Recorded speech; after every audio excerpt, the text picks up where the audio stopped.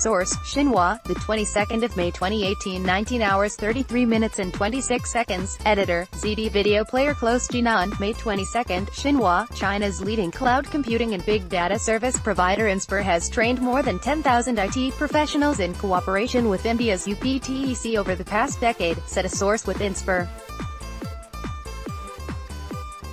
The joint venture set up by Inspur, based in East China's Shandong province, and UPTEC in 2008 introduces an advanced software talent training system to 42 Chinese universities. Information technology and internet-based solutions such as smart cities and online education should serve more countries to deliver benefits to more people, said Sun Pishu, chairman and CEO of Inspur Group. China's information technology sector is developing rapidly.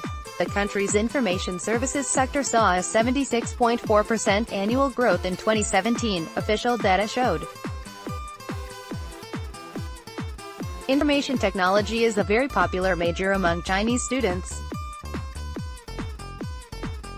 The country's demand for talent in areas such as artificial intelligence is increasing with its economic restructuring. Inspur provides IT products and services to 113 countries and regions around the world. It also carries out technical training programs overseas.